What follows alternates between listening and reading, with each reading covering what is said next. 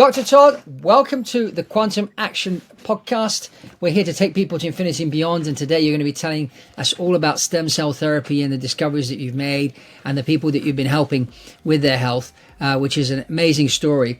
So, Dr. Todd, first of all, thank you for being on the show and thank you for giving some of your time here to us here over Quantum Action Podcast. Now, tell us about how you decided to study medicine. What was the why and when did it happen? Tell us how it all started.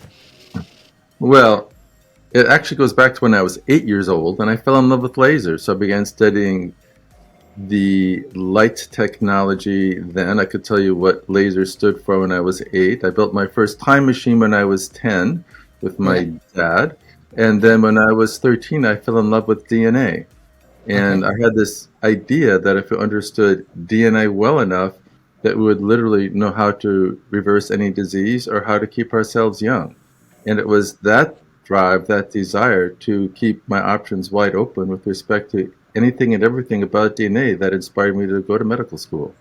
Oh, wow. So you went to normal medical school, and how did you find that? And how did you then move in the direction of the DNA once you were at medical school and afterwards? Well, the school I went to was Johns Hopkins, which I love because it has this great tradition of pioneering in medicine. And I love science and biology, so I enjoyed that experience from the scientific side. I did further training at Georgetown in internal medicine, and then I did a chief medical residency and ultimately a pulmonary fellowship that was in an era when the AIDS epidemic was coming into full force. And as a pulmonary fellow in training, we did a lot of bronchoscopies on AIDS patients with pneumonia, because unlike normal people that just get one type of infection with pneumonia, there can be 3 or 4 or 5 different things going on, including protozoal infections and different types of tumors, tuberculous infections, and so forth. So you basically have to do an invasive procedure, bronchoscopy, and actually do biopsies of the lung to make sure that you know everything that's going on so you can treat everything. And as I was doing that, I thought there really must be a better way. And I think this will appeal to your audience. I was inspired by this concept that I loved in physics, which is the concept of the natural frequency, which means that every physical thing in the universe, from literally a bond between 2 atoms to a bridge to a skyscraper to a whole planet, has what's called a natural frequency, the fundamental way that it vibrates. And if you apply even small amounts of energy at the natural frequency, you build energy in the system through resonance.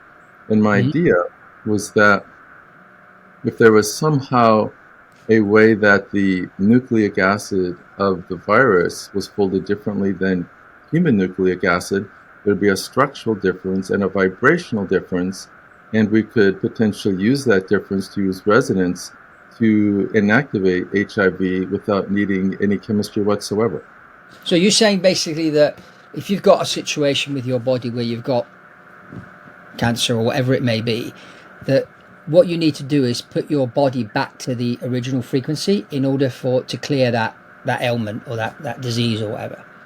Basically, yeah. That's right. Yeah, okay, fine. So it's all about frequency. So basically, when we end up with a disease, our body shifted frequency, and so what we need to do is bring it back onto that healthy frequency. Correct. Yep. Okay. So tell us about stem cell therapy. How does this thing work? Because, we hear about this, but in layman's terms, what is stem cell therapy? That's an excellent question. There's a lot of confusion in this area. And a stem cell basically is a special type of cell in the body that does one of 2 things. It either multiplies to maintain its pool of reserve cells, or it goes out of the reserve pool and it replaces a cell that's damaged or dead with a new cell that works well. Okay. The confusion is that there's a whole hierarchy of stem cells. There are many different types of stem cells with different attributes. And one of the points I make is that if we're really being scientific, we need to make a menu of different types and sources of stem cells and define what they're best for, what they're good for. And I'll give the very short overview, the basic overview. When a cell is fertilized, it starts to divide, and those early cells are true embryonic stem cells, up to Mhm. about the 30 cell stage, and those cells are called totipotent. So if you Mhm. took those 30 cells and put them in 30 welcome wombs, you could create 30 whole new people. A totipotent cell can make a whole new person. They're Okay. very powerful, but it is the one type of stem cell that has a medical risk of creating benign tumors called teratomas, which literally can be cantaloupe-sized hairballs with skin and hair and teeth and nails and muscle and bone and all the different tissues all kind of rolled up in Yeah. a disorganized mass. Yeah. So we don't use those because of that risk. Just past totipotent is pluripotent, and Mhm. these cells aren't at risk for forming those weird benign tumors, but they are able to form the three primary germ layers, the endoderm, ectoderm, and mesoderm, and those three germ layers form everything in the body. So a pluripotent stem cell literally can make anything and everything. And then Mhm. you get to the germ cell layers, and the ones most commonly used are called mesenchymal stem cells. Those are the cells that are harvested fat. That's very commonly done.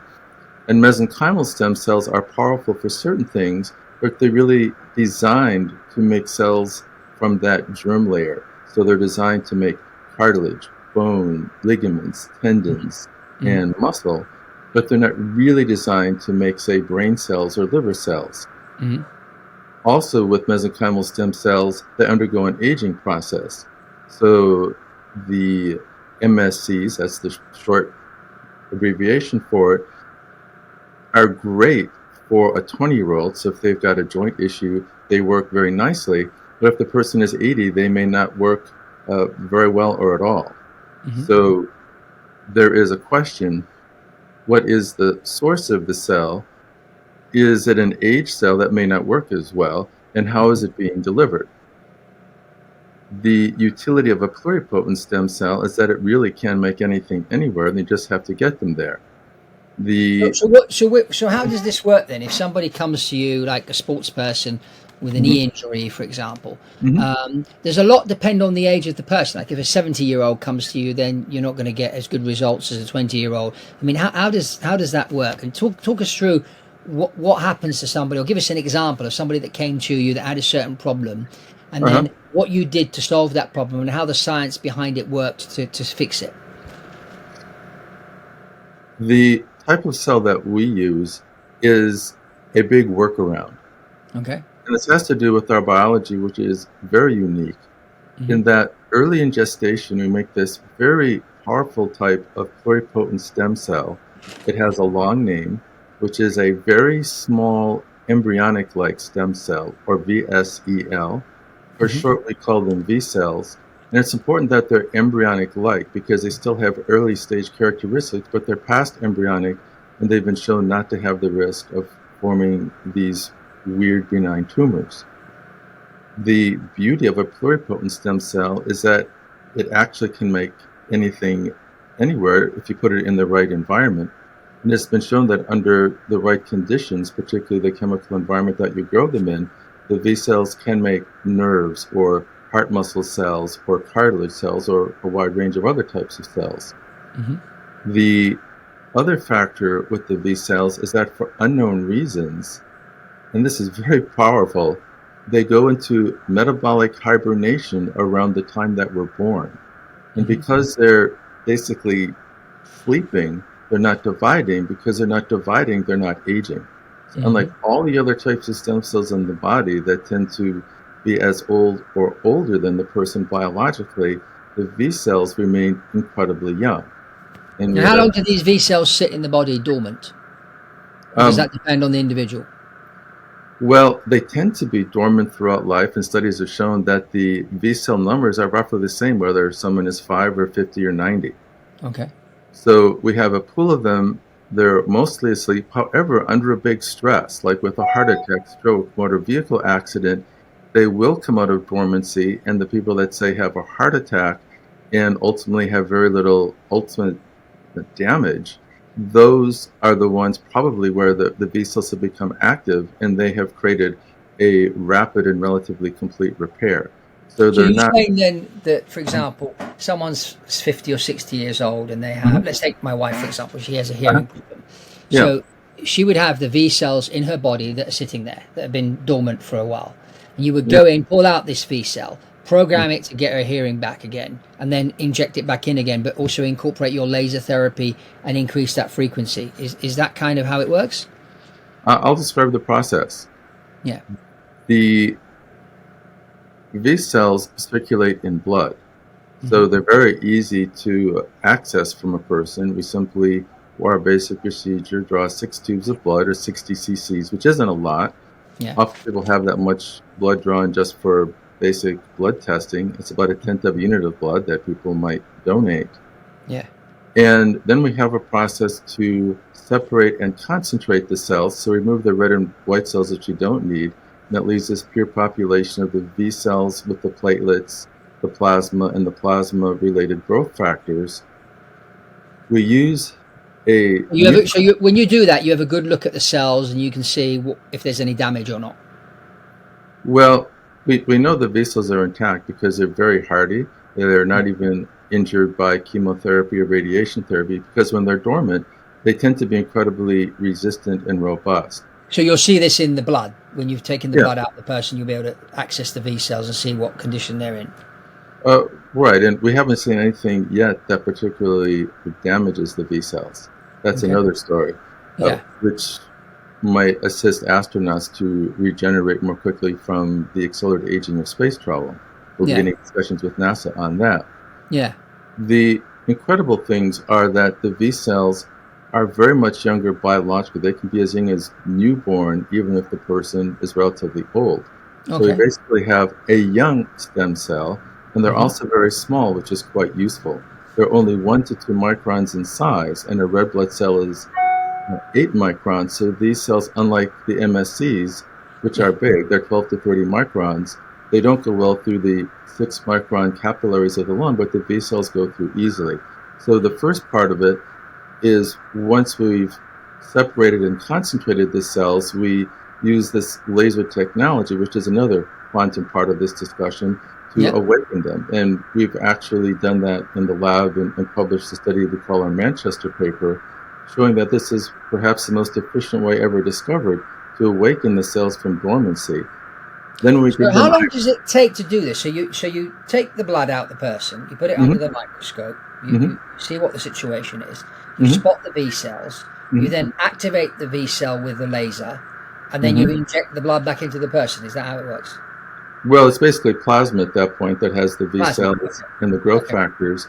Yeah. So we inject it back IV, and because the cells are so small, they get to the lung and they literally distribute everywhere in the body. So how long does this process take? So you take the blood out, you find the V cells, you plasma it, and then you put it. How long does that process take? Start to finish, from the point the blood is drawn, about 90 minutes. Oh. Yeah, it's pretty fast. Okay. Now, the art of this is that the new type of laser that we've invented realigns the way the waveforms of the laser relate to each other, which creates a signal that goes much more deeply through tissue than ordinary laser. Okay. And we found in our test tube studies that wherever we point the laser, the stem cells are attracted to go there and to adhere there. So as we are infusing these cells, we're already directing them where to go in the body where the person most needs them. And then we have what we call our laser guidance protocol, which is typically 20 to 30 minutes. So how do you actually tell the stem cell now go into the body and go to the ears, for example, because someone's got a hearing problem, or go to the knee because they've had a knee injury? How does that work? The laser is basically sending a signal through tissue. Parts of the waveform probably go all the way through the body from one side to the other, and wherever that beam is, it's giving the sequence of instructions: go there, stay there, and regenerate Okay, there. so basically what you're doing is you inject the plasma back into the person, and then you point the laser at the part of the body where you want it to go, and then it will just hone in and go to that point. Is that? That's right. Exactly it. Yeah. Okay. Right. I'm getting there. So, for example, for the question you raised, if someone has a problem with their hearing, Yeah. we wouldn't just send it to the part of the ear that receives the signal. So the inner ear has a mechanism called the cochlea. That's Yeah. little hair cells that Yeah. is like this waveguide that discriminates what frequencies there are and what their intensity is.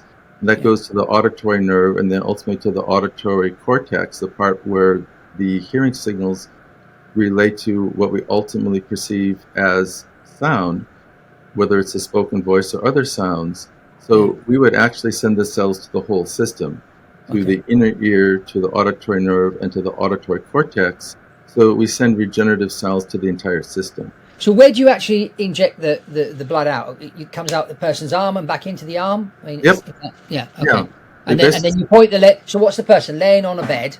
You pull the blood out. You do your thing for 90 minutes. Then you put the blood back in again, and then you point the laser. And how long does the whole laser thing take while they're laying down there and the plasma's being re-injected into them? that part of the process is about 20 to 30 minutes, and that depends on the individual circumstances of the person. We prioritize where the cells go from their highest need to their least need. And then some cells will circulate everywhere. What we believe they're doing is Yeah. that these cells are reversing the age of all the stem cell pools in the body, because Okay. this cell becomes the other types of stem cells in the body. So how long have you been doing this? And tell us about a few stories of people, and then we'll get into the Kundalini and the rainbow spectrum and the Horvath clock. Sure.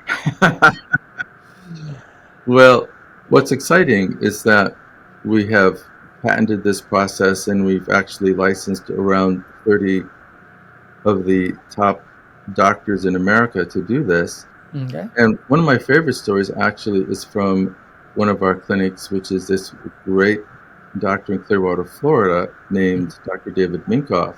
Mm-hmm. And he has this amazing case of a young woman who had Lyme disease, who was in a wheelchair. Okay. And with all of the advanced methods that he does, and giving her 2 of these treatments, she got out of her wheelchair. And that was already exciting. Wow. That would already be a success story. What's really amazing is that he did a 3rd treatment and particularly was intent on doing something for her brain and central nervous system. Mm-hmm. After that, her mother said she gained 50 IQ points, became a top student, and then became an athlete. And of all things, she got into all-terrain vehicle racing and is now one of the top 10 all-terrain vehicle off-road racers in the country. So how long did this whole thing happen? So how old was this lady when she had Lyme's disease and she was first treated? I believe she's a teenager. Okay. And yeah, and Dr. Minkoff gave this great testimony of the mother and daughter together that told this incredible story Yeah. of the incapacity that she faced, and then she not only recovered from that, but she, in a sense, became a significantly enhanced version of herself. Interesting. So how long had she had Lyme disease before she was treated? I think it was a couple of years. Okay, so a couple of years. She was wheelchair bound. She had this. And how soon did she get out the wheelchair? Was it immediate or did it take a few days? Well, it took 2 treatments, and she was getting other adjunctive therapies that were addressing the underlying infection and the immunologic phenomena that occurred to it. It wasn't my case, so I'm not sure about all those specific details, but I can get them for you for the next time. Yeah. Interesting. Very interesting. So tell us about the Horvath clock, because that's quite an important thing regarding aging and that and people's biological age. Tell us about that. Dr. Stephen Horvath of UCLA is the inventor of and the world's leading authority in what we would call the DNA methylation epigenetic aging clock. Yeah. And that's a bit of a mouthful. Yeah. And I'll simplify that by saying that we have the 4 bases in DNA, A, C, T, G, and that's what we understand as the DNA code, that 3 of those bases code for an amino acid or a start or a stop codon. That is the huge understanding that began with Watson and Crick's definition of the structure of DNA, and then ultimately how it was figured out how the code was translated from DNA to RNA and then ultimately transcribed into protein sequences. But there's another fine point, which is that we know that a brain cell is different from a kidney cell, is different from a heart cell. Okay. And the way the body differentiates all these hundreds of types of cells is that there's a little chemical group called a methyl group that gets applied at very specific places on DNA, and it's different from cell to cell. And those groups basically tell the cell, don't make proteins for this other type of cell. Okay. And we're born with this very clear pattern. And just like telomeres shorten with age, the clarity of this methylation pattern doesn't get copied exactly right every time the cells divide. So this pattern of where DNA methyl groups is placed alters over time in a very characteristic way. So Dr. Horvath defined the specific patterns of where these groups are located, and it's called epigenetic because it's not the DNA sequence, it's the modification of the sequence what turns the particular genes on and off. And there is a test where someone's DNA is put on a particular chip. There's one that looks at something like 680,000 DNA methylation points on DNA. And from that, they extract a subset and look at the pattern. This is the most accurate clock that exists, and I've met with Dr. Horvath personally. It's far more accurate than the telomere clock, which he said is only 14% accurate. And I believe he said that his clock gives biologic age to plus or minus 3 years. So it's relatively precise. And if you shift the methylation pattern to a younger age, then that suggests the person is biologically younger. And that's one of the biggest things that we found, perhaps the most significant, is that the typical results of one of these sessions, whatever we're addressing when we give the cells back to the body, is that it typically turns back the biologic age clock using the Horvath method by about 3 years. And with 2 treatments, it's been 6 years, and with 4 treatments, we've seen 12 years. Yeah. So, Yeah, I mean, of course, I should imagine that people need to exercise, they need to eat right, they need to supplement, they need to do all those things. They can't just come and sit in your clinic and have all these shots done and then suddenly become 20 years younger. I mean, I think there's some form of maintenance that they need to do. There's no magic kind of bullet therapy / whatever you may call it, but what you're doing is really, really interesting, especially for things like Lyme's disease, people that have lost their hearing. You told me a story the other day about this young boy that was blind. Can you share that, maybe? Because I thought that was a fascinating story. oh, it's a great story. Yeah. I just talked to his mother this morning. Okay. So this is one of those heartwarming cases that makes you excited that you actually did this very busy job of medicine in the first place. Yeah. So imagine a 7-year-old boy with 2 parents that are blind, and his mother actually doesn't have physical eyes. She had them removed for medical reasons, so she basically has prosthetic eyes. Yeah. Now she sees the world using her supernormal abilities. That's a story for another time about going to the infinite. Yeah. And their child was born with something called hereditary microphthalmia, which means small eyes. Okay. So he's nearly completely blind. He could only see a few inches in front of his face. Yeah.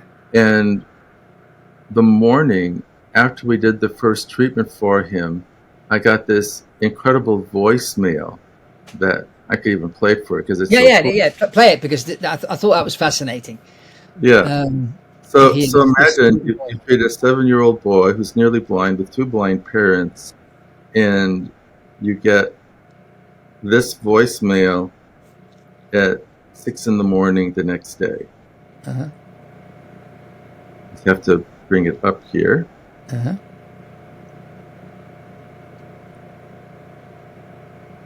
Here we go. So here we go. Hopefully you can hear this. Yep. Hi, Stem Cell Wizard. It's Gavin. My vision is so good. Yesterday, while we were on the beach, I saw 2 boogie boarders way out in the ocean. It was super cool. Thanks. That's interesting. So how long ago did he have that treatment? How long has it been now since he's...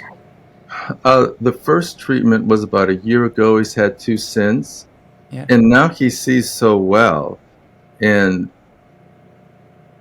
it has so transformed his life that he refuses to believe he was ever blind. Wow. Yeah. Interesting. And his father told this beautiful testimonial that after the first treatment that he came in and he was so excited. He saw his feet for the first time. He saw his mother's smile for the first time. Yeah. Yeah, it's quite beautiful. Yeah. So tell us about the Kundalini and the rainbow spectrum. How does that fit into all this that we've been talking about? Now we're talking. Let's get into the esoteric stuff. Yeah. So Kundalini, as you know, is also called the serpent fire. It is described as this energy that's coiled in the root chakra at the base of the spine.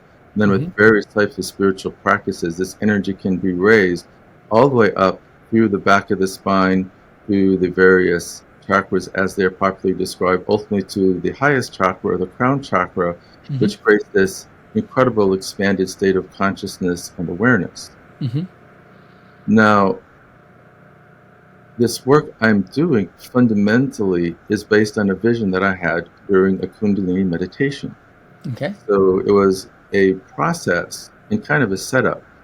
We went through a journey where we activated Kundalini, raised it to our crown, and then we were paired with someone else, and then we were told to run the rainbow spectrum of colors. So we started at the lowest frequency end of the spectrum, at the red, and we described what red Kundalini felt like, and then orange, and then up the spectrum.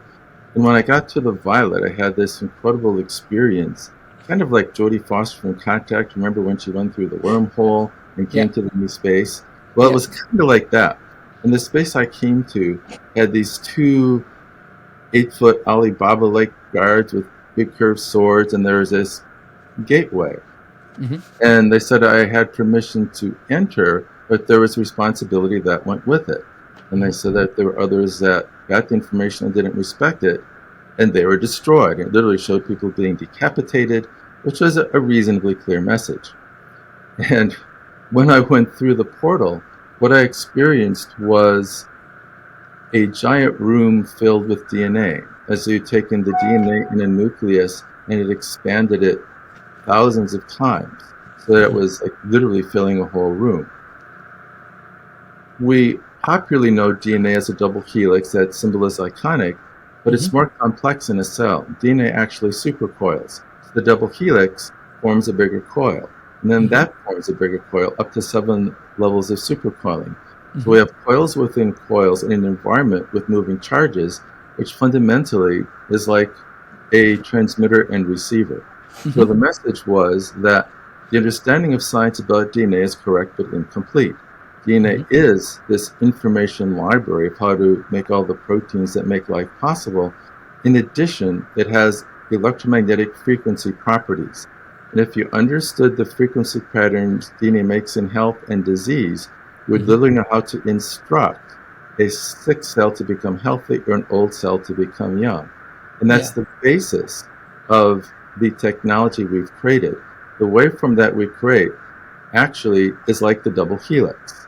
We combine waves instead of in phase, which creates an amplified wave.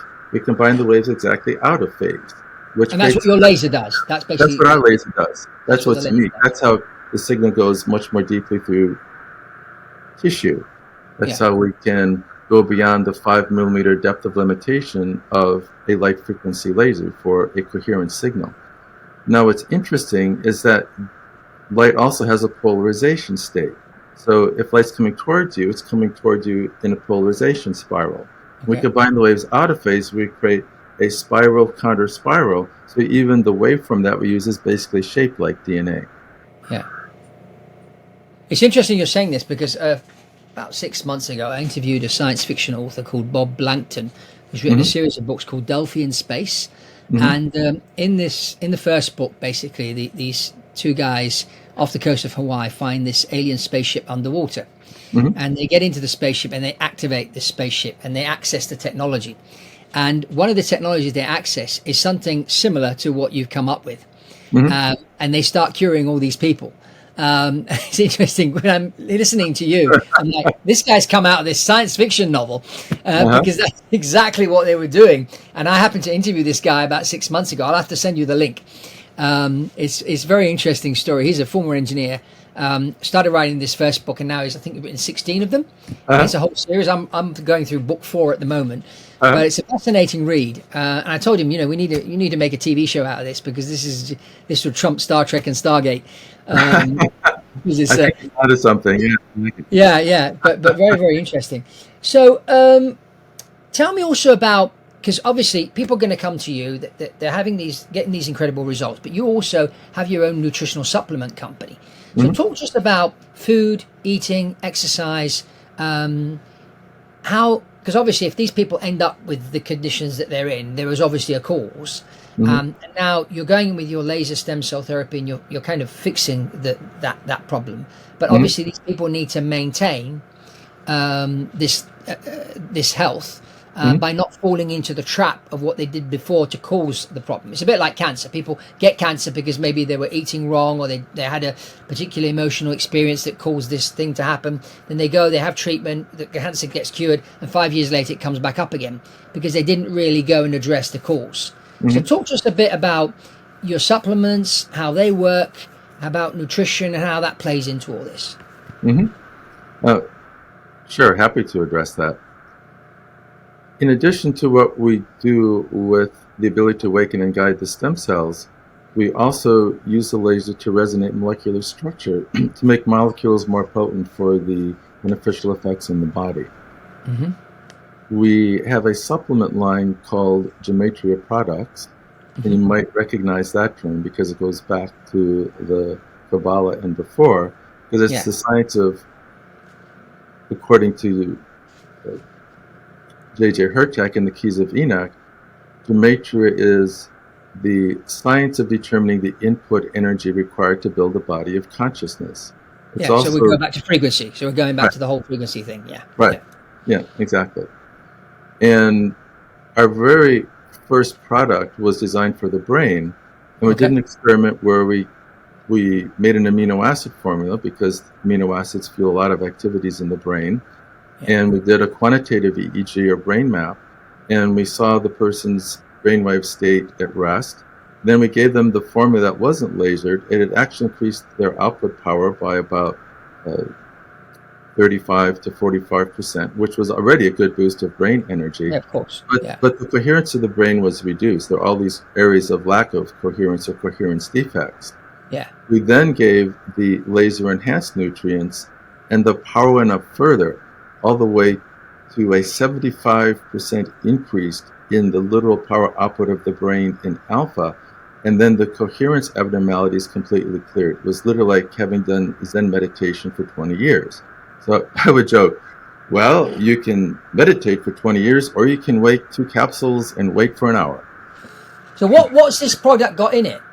What herbs have you got in it? It's most amino acids, particularly the ones that drive neurochemistry. So, for example, it has phenylalanine and tyrosine, which make dopamine, the feel-good molecule, norepinephrine, the focus molecule. It has 5-HTP, which makes serotonin. It has acetyl L-carnitine that helps us to make acetylcholine, which we need for memory. So it gives a cocktail of nutrients that drive enhancing our intrinsic neurochemistry. Glutathione as an antioxidant that also improves the receptor function of the nerves in the brain. So it combines all those factors. We did an initial pilot study with 300 people that were taking 2 capsules a day, and after 4 months, over 95% of people reported one or more improvements in learning, memory, concentration, ease of problem solving, improvement of physical senses, and even had... It's like a nootropic. It's a nootropic, isn't it? Yeah, it is a nootropic. That's called Gemaminos, our original formula. Yeah. So it's a bit like And that movie when that guy takes that pill and then suddenly becomes super intelligent. right. We love nootropics. We use a lot of them. So Yeah. That's cool. we can have a whole show about nootropics someday because it's one of our favorite areas. Yeah, well, that's what pilots need to take. Oh, right. When they're Yeah, flying, I love especially lemon. on a night flight where you need to stay awake. You need one instead of drinking coffee. They need to take one of these things, because coffee's not too good for you because it's got lots of side effects. Right. But It creates focus and not the jitters. Exactly. Yeah. yeah. So that's interesting. So tell us a bit more about the whole. Where is this whole stem cell thing going? Because there's a lot of talk about it. hmm There's also people talking about bad side effects of stem cell therapy. So talk to us about, when did you start doing this? Was this 4 or 5 years ago? People, has anybody had problems later on after they've had the treatment? Have there been any negative side effects? hmm So our current protocol we've been doing for about 7 years clinically, Okay. and we now have many clinics around the country and actually 5 other countries that are doing them. With hmm the type of cells that we use, because they're from the person's own body and they're very young cells, the Yeah. only side effect that we see is that sometimes for a few days people really feel an increased need for rest. The body goes into a rest and regenerate state. Sometimes it lasts along a week, and many people don't have that at all. But in terms of any major side effects, we really haven't seen any with Well, many. because they're going into repair. So it's like, Right. my wife's a herbalist, and so Mhm. she tells people when she gives them some herbs and stuff and aromatherapy oils and that sometimes maybe the first few days they're going to have a drop in energy simply because their body's going into detox. So it's taking all the energy to go and repair the body, and that's why you've got. And so you just need to lay low hmm and sleep as much as you can so that your body can focus all the energy to repair, and then you're going to have you're going to get up and go, basically. Is it a similar kind of thing? Exactly. Yeah. The body has its own wisdom, and when it finally has the ability to repair and regenerate, it literally creates the chemistry that makes you want to rest for a while. And then the energy typically covers to where it was before, and usually better. Now, I'm sure people that have been watching and listening to this, they've been asking themselves this question all the way along. This is all really interesting and fascinating. How much does it cost? And do insurance companies pay for it? Because in America, you've got a health system where the insurance companies pay for most things. Tell us Right. about the financial side of this, because obviously there'll be people listening to this that either have an ailment of some sort, or maybe have a loved one that's got a problem with their hmm health, and they're thinking, oh, this maybe solve the problem. How much is it going to cost? But can I afford it? hmm Well, different clinics set their pricing as they do locally, Yeah. and the full price is around 10K. And then we also look at financial need and circumstances because we really want people to have access Yeah. to this experience. Yeah. And there's some cases like a young person with a spinal cord injury that we just would like to assist them. So we'll do those cases on a humanitarian basis. Oh, So, nice. yeah, we really want to make it available. We are in the process with the FDA for getting certain indications approved. We've had a Okay. lot of success with so-called orphan or rare conditions, and we're beginning that application process. So eventually, once there are approvals and ICD codes and so forth and insurance codes, it will be covered by insurance. But until then, we aim to make it as affordable as we can, yet we also have to support our basic core activities as well as the research that we're doing. Yeah, of course. So right now the insurance isn't covering it because it's not FDA approved. But once that FDA approval comes, Mhm. then it'll be covered by insurance. And you're saying Right. if somebody is in a sort of situation and they're in dire straits and they need help, you will do it as in a humanitarian thing. Well, we can't do it in all cases. We do as Of much as course, we yeah, can, I get but it. Yeah, we're in certain still keeping the doors open. Yeah. yeah, you don't want to be flooded with phone calls now after this podcast of people that want full treatment.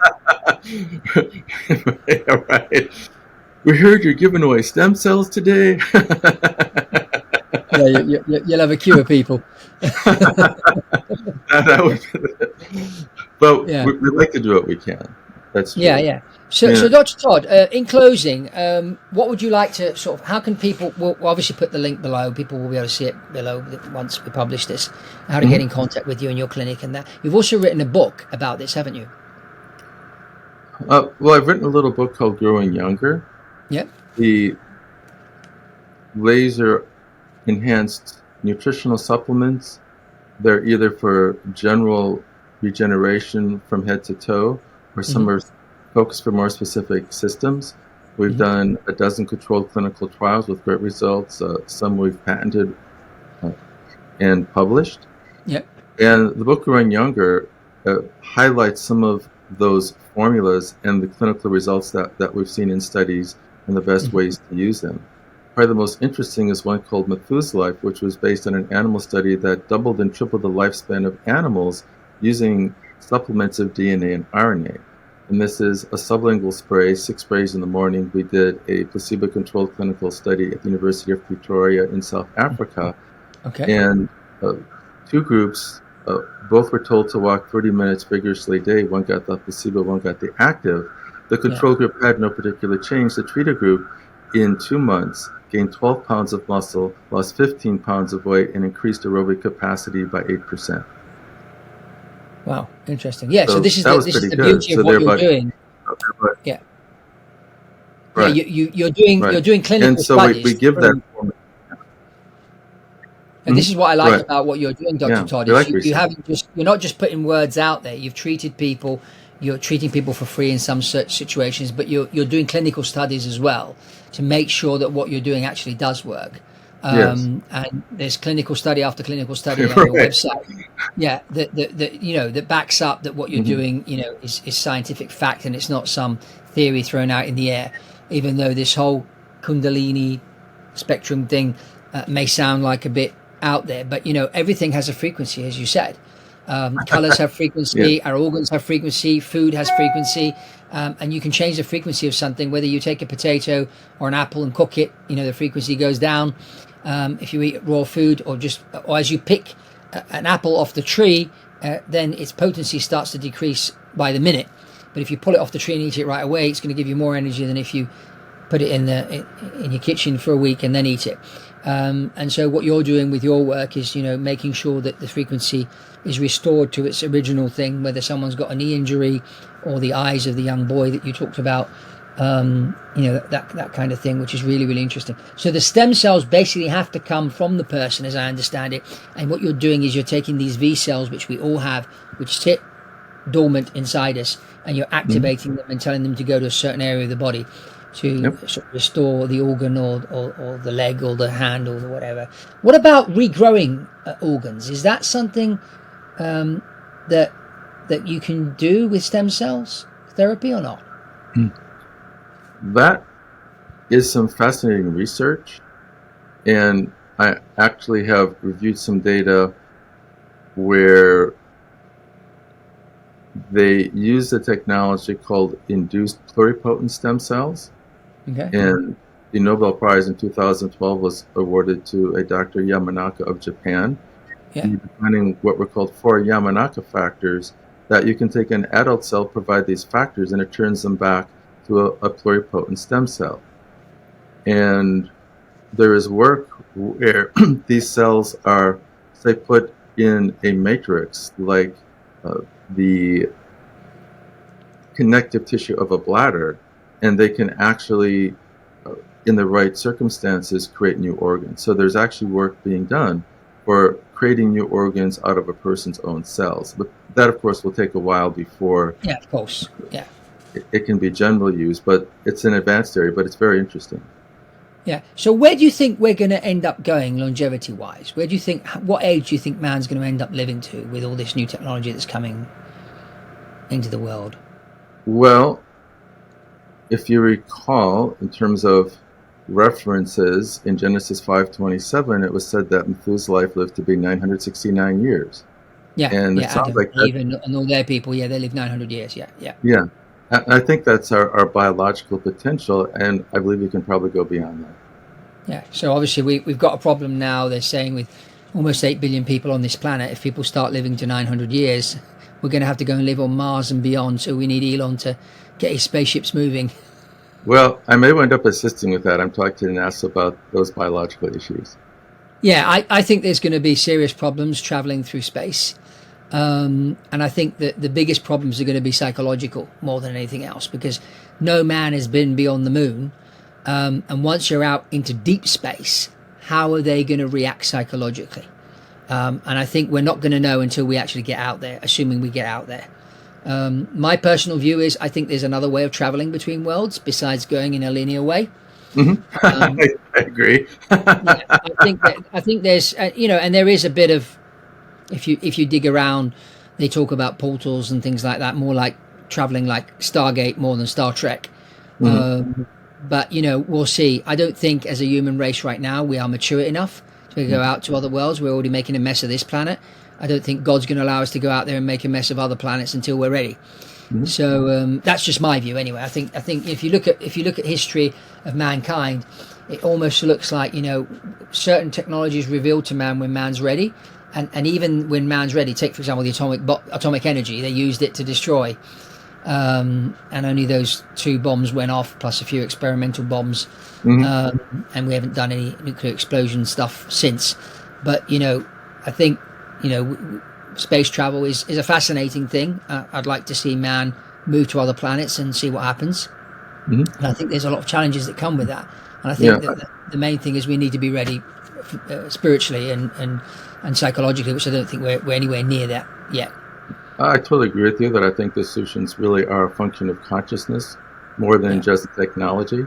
And that when we hit a certain point of consciousness, we will have revealed to us how to create a better space drive and how to navigate issues like cosmic radiation and get to Mars and beyond. I do believe we'll do that.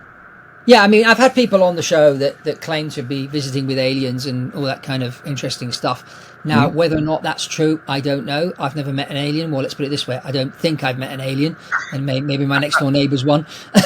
but there you go. I've seen a couple of unidentified flying objects in the sky, mm-hmm. But it could have been just experimental aircraft, for all mm-hmm. I know. Mm-hmm. So, are we being visited from other beings from other planets? Probably. But if we are, they're probably doing it very discreetly, and they're probably very quite shocked at the way we live and the way we conduct ourselves. And maybe it's entertaining to watch some of the things we get up to.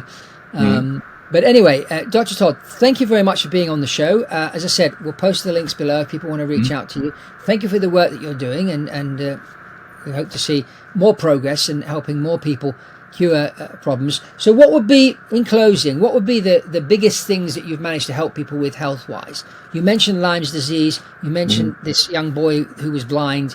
Mm-hmm. What other things like, I don't know, multiple sclerosis? That's a big one. I had an uncle that had multiple mm-hmm. sclerosis for many years. Mm-hmm. Is that something you've treated, for example?